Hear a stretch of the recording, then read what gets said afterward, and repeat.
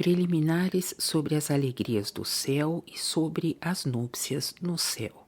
Quarta parte. Quando entraram, esta ordem foi executada, e os que tinham sido chamados da cidade para os entreter agradavelmente sobre as diferentes alegrias da sociedade chegaram, e após as saudações, tiveram com eles agradáveis conversações enquanto passeavam.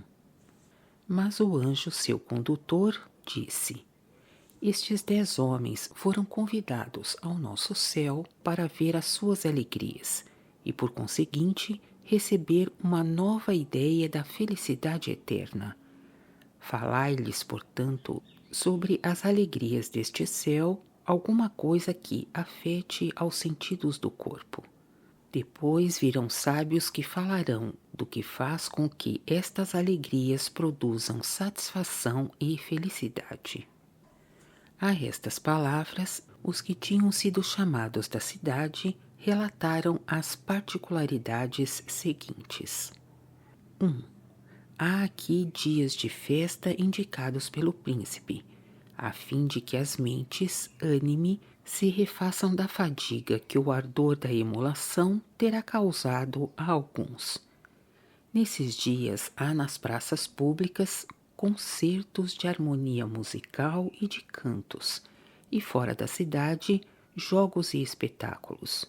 Então, nas praças públicas são instaladas orquestras cercadas de grades formadas, com cepas entrelaçadas de que pendem cachos de uvas.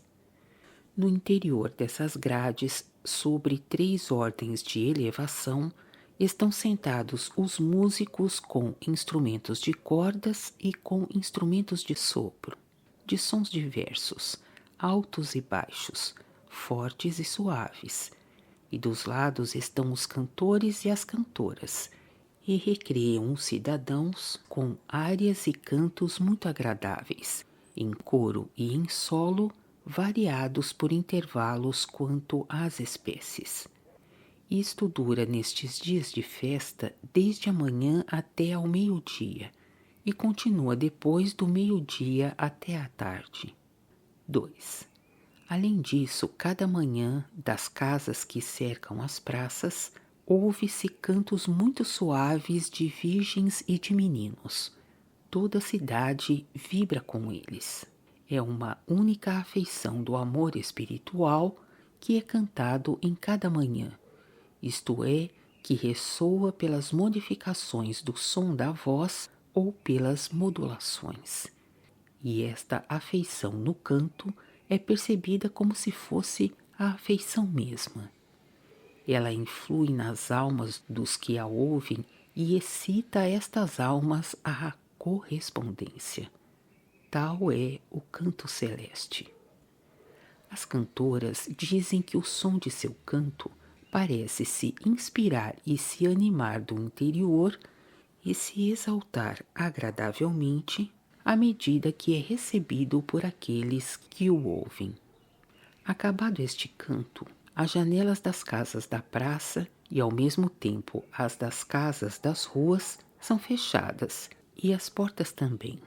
E então toda a cidade fica em silêncio e em parte alguma ouve-se barulho e não se vê pessoa alguma indo de cá para lá. Todos, então, estão ocupados no desempenho das funções do seu estado. 3. Mas, ao meio-dia, as portas são abertas. E depois do meio-dia, em alguns lugares, as janelas o são também.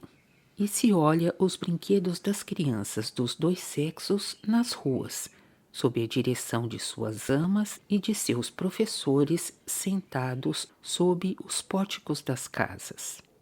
4. Aos lados da cidade, nas suas extremidades, há diferentes jogos de rapazes e de adolescentes, jogos de corridas, jogos de bola, jogos de raquetes, exercícios públicos entre rapazes, a saber, quem será mais veloz e quem será mais lento em falar, em agir e em perceber.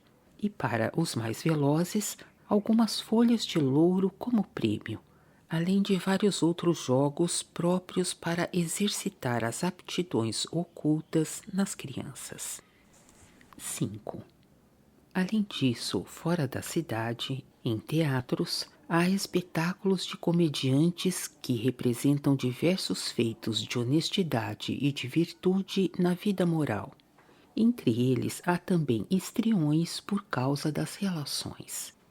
E um dos 10 perguntou o que significavam estas palavras, por causa das relações. E eles responderam: nenhuma virtude pode ser apresentada de maneira frisante com o que tem de honesto e de belo, senão por meio de relativos, desde seus máxima até seus mínima. Os histriões representam seus mínima, até que se tornem nulos.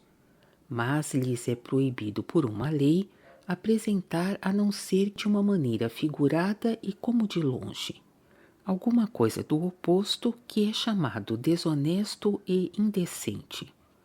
Se isso foi proibido é porque nada de honesto e de bom de uma virtude qualquer passa por graus sucessivos ao desonesto e ao mal, mas vai unicamente a seus mínima até que isso pereça, e quando isso perece, o oposto começa.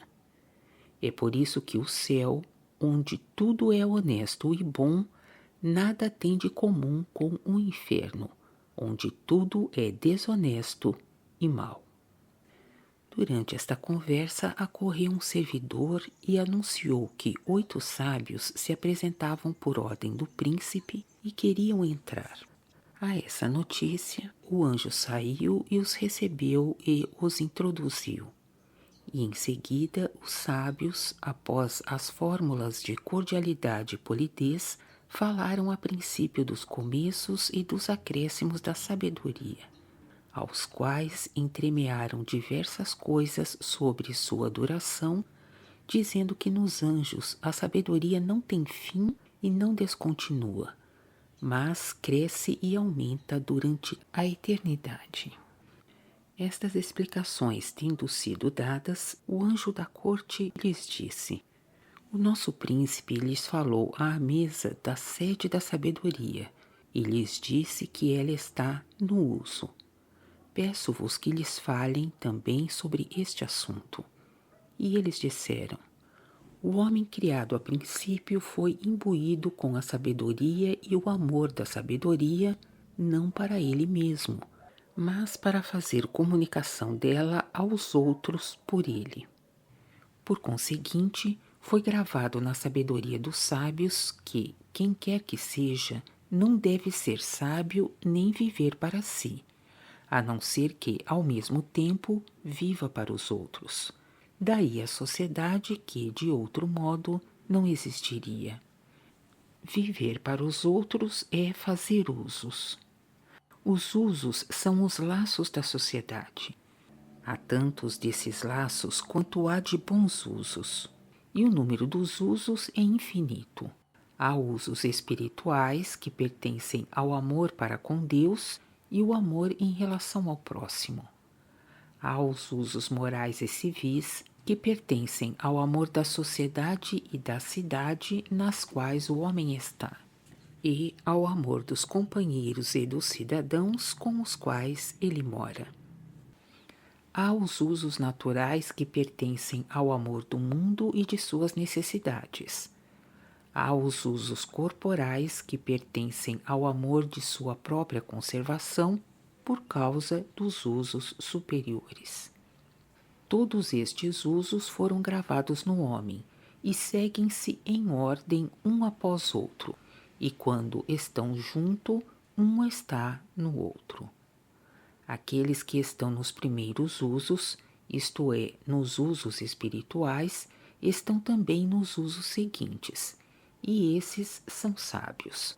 Mas os que não estão nos primeiros, e entretanto estão nos segundos, e daí nos seguintes, não são sábios do mesmo modo, mas unicamente segundo a moralidade e a civilidade externas, aparecem como se o fossem. Os que não estão nos primeiros nem nos segundos, mas estão nos terceiros e nos quartos, não são sábios de modo algum, pois são satanases. Com efeito, amam unicamente o mundo e pelo mundo amam-se a si mesmos.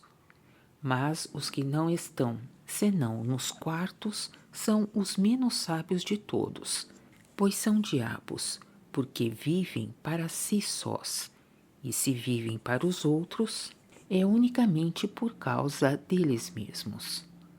Além disso, cada amor tem seu prazer, e o prazer do amor dos usos é um prazer celeste, o qual entra nos prazeres que seguem em ordem, e os exalta segundo a ordem de sucessão e os torna eternos. Em seguida fizeram a enumeração das delícias celestes que procedem do amor do uso, e disseram que há miríades de miríades e que os que entram no céu entram nessas delícias. E, demais, passaram com eles o resto do dia até a tarde, a tratar do amor do uso por sábias conversações. Mas, ao entardecer, veio um correio vestido de brim aos 10 recém-vindos que acompanhavam o anjo e os convidou às núpcias que deviam se celebrar no dia seguinte. E os recém-vindos se regozijaram muito, porque iam ver também núpcias no céu. Em seguida, foram conduzidos à casa de um conselheiro assistente e cearam com ele. E depois da ceia, voltaram e, separando-se, cada um se retirou para seu apartamento e dormiram até de manhã.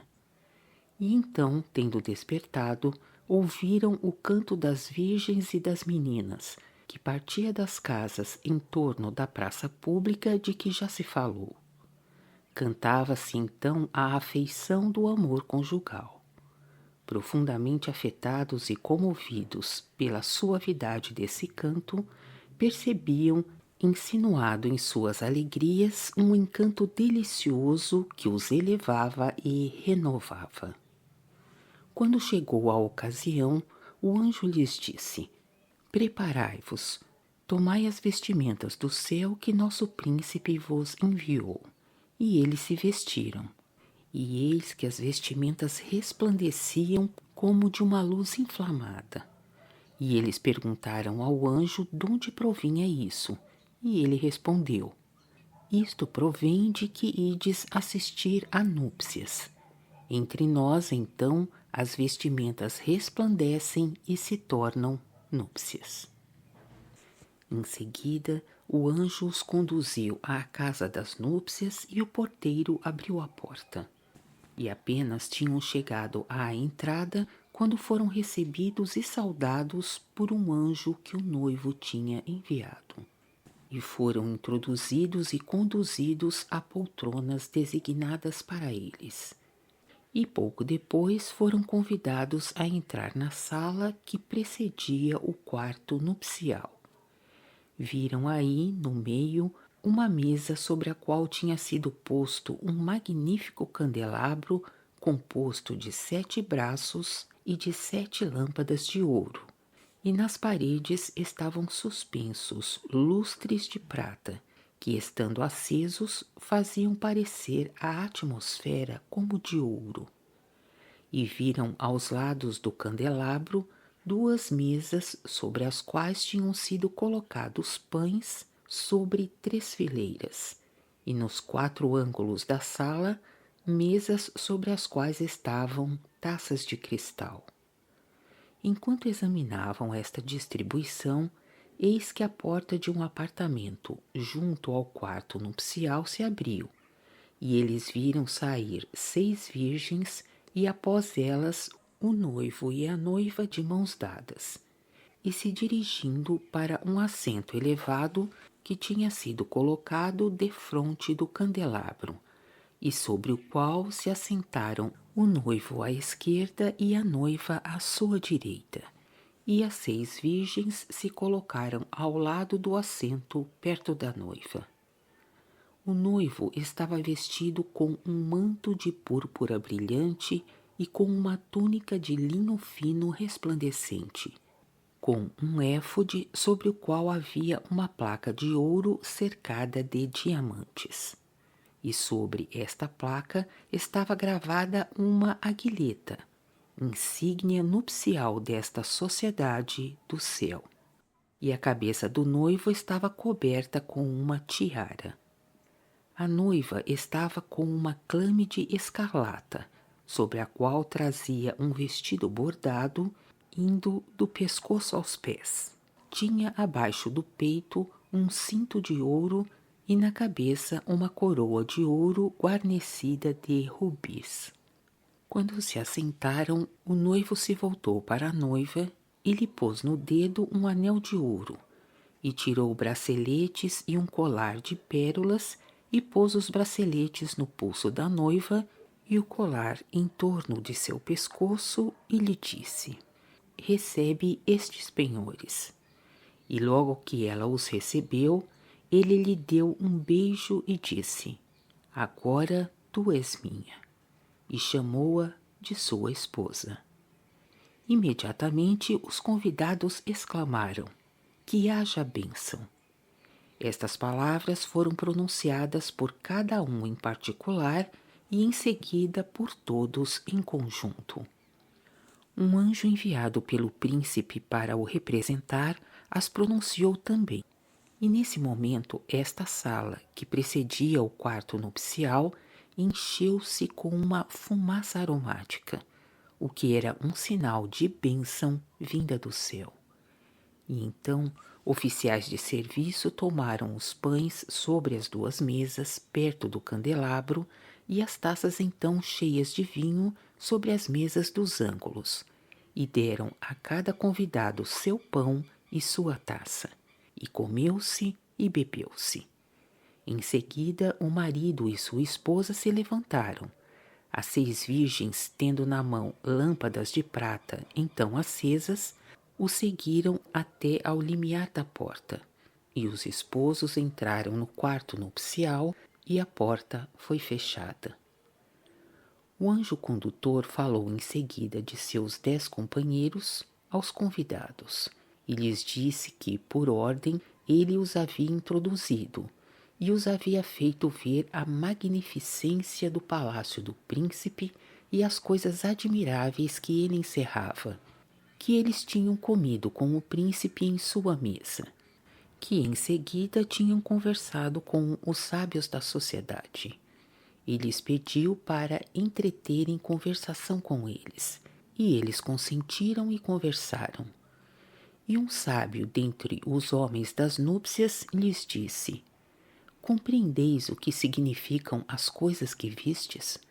Responderam que as compreendiam pouco. E então lhe fizeram esta pergunta: por que o noivo, agora marido, tinha uma tal vestimenta? Ele respondeu: porque o noivo, agora marido, representava o Senhor, e a noiva, agora esposa, representava a igreja, pela razão de que as núpcias no céu representam o casamento do Senhor com a igreja. Daí vem que ele tinha sobre a cabeça uma tiara e estava revestido com um manto, uma túnica e um éfode como a Arão. E a noiva, agora a esposa, tinha sobre a cabeça uma coroa e estava vestida com uma clâmide como uma rainha. Mas amanhã eles estarão vestidos diferentemente, porque esta representação é apenas para hoje. Eles lhe fizeram ainda esta pergunta: pois que ele representava o Senhor e ela a igreja, porque ela estava à direita dele? O sábio respondeu: porque há 2 coisas que fazem o casamento do Senhor e da igreja: o amor e a sabedoria. Ora, o Senhor é o amor e a igreja é a sabedoria.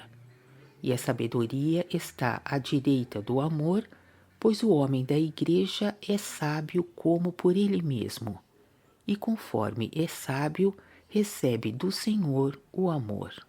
A direita também significa a força e o amor tem a força pela sabedoria. Mas como acaba de ser dito, após as núpcias a representação é mudada, pois então o marido representa a sabedoria e a esposa representa o amor da sabedoria do marido.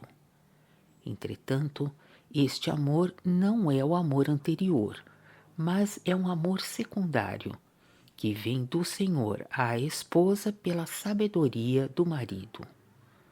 O amor do Senhor, que é o amor anterior, é o amor de ser sábio no marido. É por isso que, depois das núpcias, os dois em conjunto, o marido e sua esposa, representam a igreja. Eles fizeram ainda esta pergunta: por que vós, homens, não estáveis ao lado do noivo, agora marido, como as 6 virgens estavam ao lado da noiva, agora esposa? O sábio respondeu: é porque nós, hoje, somos contados entre as virgens, e o número 6 significa tudo e o completo. Mas eles disseram: que entendeis por isso? Ele respondeu: as virgens significam a igreja e a igreja é de um e outro sexo. É por isso que nós também, quanto à igreja, somos virgens, que assim seja, vê-se pelas palavras do Apocalipse. São aqueles que, com as mulheres, não se contaminaram, pois virgens são. Apocalipse, capítulo 14, versículo 4. E como as virgens significam a igreja, eis porque o Senhor comparou a igreja a 10 virgens convidadas às núpcias. Mateus capítulo 25, versículos 4 e seguintes. E como a igreja é significada por Israel, por Sião e por Jerusalém, eis porque se diz tão frequentemente na palavra Virgem e filha de Israel, de Sião e de Jerusalém.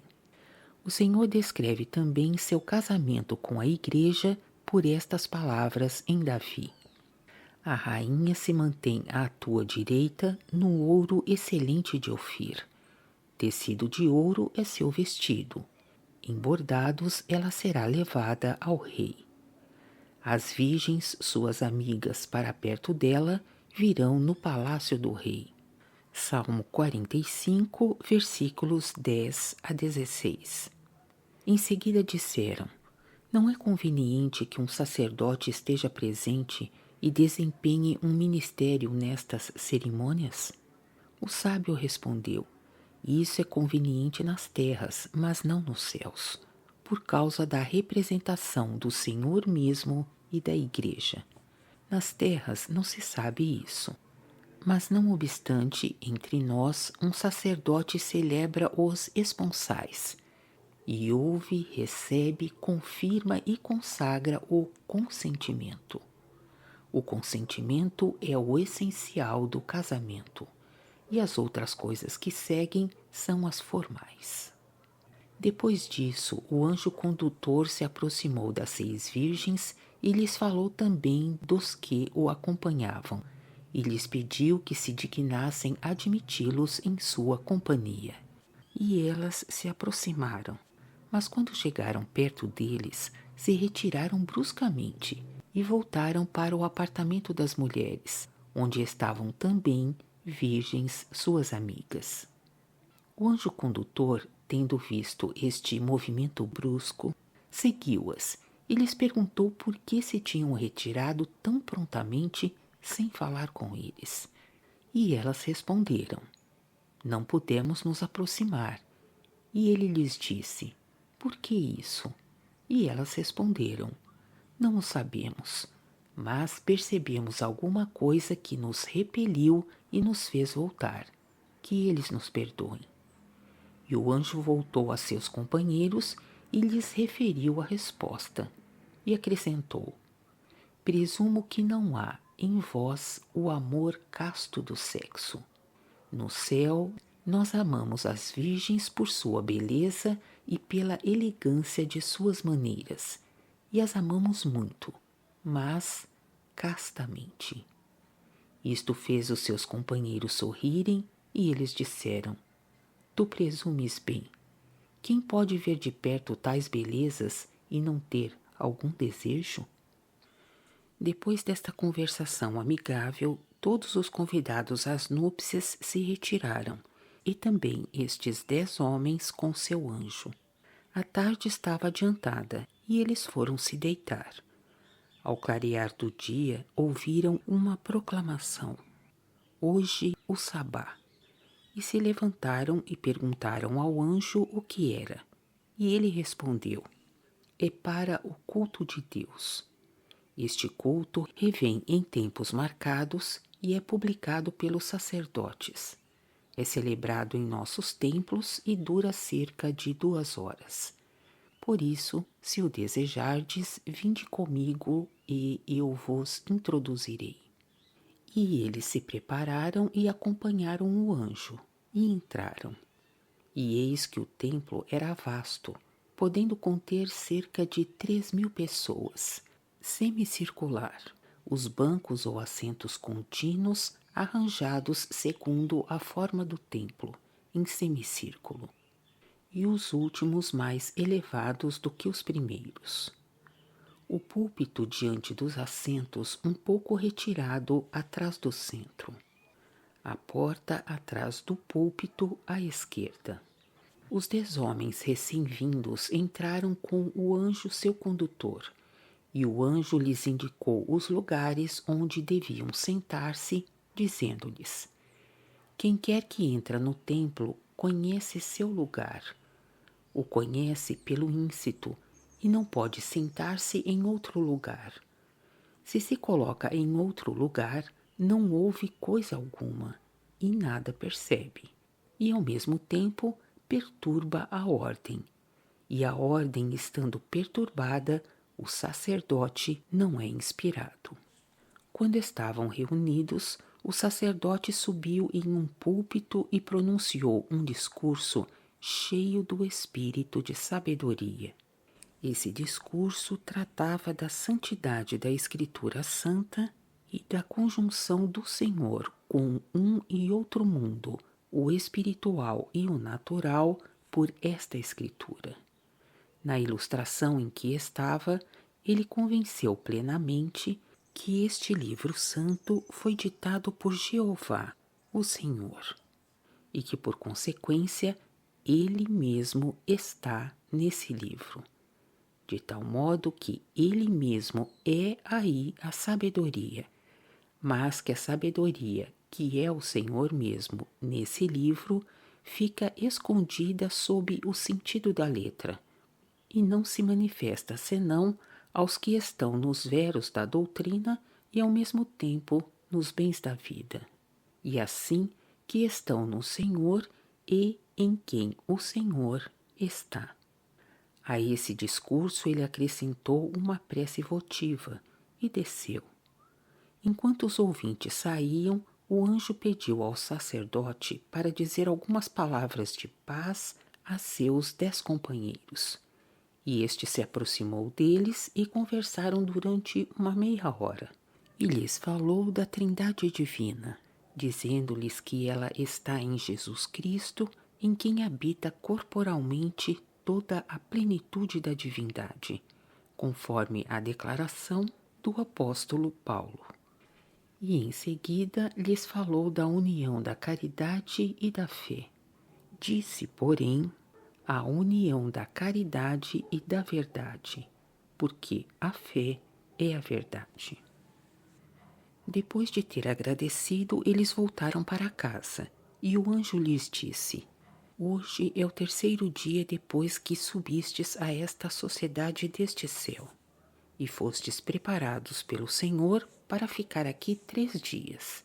É, por conseguinte, tempo de nos separarmos. Assim, tirai as vestimentas que vos foram enviadas pelo príncipe e retomai as vossas. E quando as retomaram, foram inspirados com o desejo de se retirar. e se retiraram e desceram, acompanhados pelo anjo, até ao lugar da assembleia, e aí deram graças ao Senhor por se ter dignado torná-los felizes, fazendo-os conhecer e, por conseguinte, compreender o que são as alegrias do céu e o que é a felicidade eterna. De novo afirmo em verdade que estas coisas aconteceram e foram ditas, como acaba de ser relatado. As primeiras no mundo dos espíritos, que fica no meio entre o céu e o inferno, e as seguintes na sociedade do céu a que pertencia o anjo da trombeta que serviu de condutor. Quem teria sabido no mundo cristão alguma coisa sobre o céu e sobre as alegrias e a felicidade que lá estão, cuja ciência é também a ciência da salvação, se não aprovesse ao Senhor abrir a alguém a vista de seu espírito e lhe mostrar e ensinar? Que coisas semelhantes existem no mundo espiritual, isso é bem evidente pelas que foram vistas e ouvidas pelo apóstolo João, as quais foram descritas no Apocalipse. Assim ele viu o Filho do Homem no meio de 7 candelabros, um tabernáculo, um templo, uma arca, um altar no céu, um livro selado com 7 selos, e este livro aberto e cavalos que saíam dele. 4 animais em torno de um trono, 12.000 eleitos de cada tribo, gafanhotos que subiam do abismo, um dragão e seu combate contra Miguel, uma mulher que deu à luz um filho homem e que fugiu para o deserto por causa do dragão, 2 bestas subindo, uma do mar, a outra da terra, uma mulher sentada sobre uma besta escarlate, o dragão lançado em um tanque de fogo e enxofre, um cavalo branco e uma grande ceia, um novo céu e uma nova terra e a santa Jerusalém descendo do céu, descrita quanto às suas portas, à sua muralha e aos fundamentos de sua muralha. Depois um rio de água da vida e árvores de vida que davam fruto cada mês, além de várias coisas que foram todas vistas por João, e vistas enquanto ele estava quanto a seu espírito no mundo espiritual e no céu, além das que foram vistas pelos apóstolos depois da ressurreição do Senhor e das que foram vistas em seguida por Pedro. Atos dos Apóstolos 11. Depois as que foram vistas e ouvidas por Paulo. Além disso, as que foram vistas pelos profetas. Por exemplo, Ezequiel viu 4 animais que eram querubins, capítulo 1 e 10. Um novo templo e uma nova terra e um anjo que os media, capítulos 40 a 48. Ele foi transportado a Jerusalém e viu aí abominações, e foi também transportado à Caldeia no cativeiro, capítulos 8 e 11. A mesma coisa aconteceu a Zacarias. Ele viu um homem a cavalo entre murtas, capítulo 1, versículos 8 e seguintes. Viu 4 cornos, capítulo 1, versículo 18, e em seguida um homem com um cordel de medir à mão, capítulo 2, versículo 2. Viu um candelabro e 2 oliveiras, capítulo 7, versículos 1 e seguintes. Viu um rolo que voava e um éfode, capítulo 5, versículos 1 e 6. Viu 4 carros saindo dentre 2 montanhas e cavalos, capítulo 6, versículos 1 e seguintes. Deu-se o mesmo com Daniel. Viu 4 bestas subindo do mar, capítulo 7, versículos 1 e seguintes. Depois os combates de um carneiro e de um bode, capítulo 8, versículos 1 e seguintes. Viu o anjo Gabriel e teve com ele uma longa conversa, Capítulo 9. O servo de Eliseu viu carros e cavalos de fogo em torno de Eliseu, e os viu quando seus olhos foram abertos. Livro 2 de Reis, capítulo 6, versículo 7. Por estes exemplos e vários outros que estão na palavra, é constante que as coisas que existem no mundo espiritual apareceram a vários antes e depois do advento do Senhor.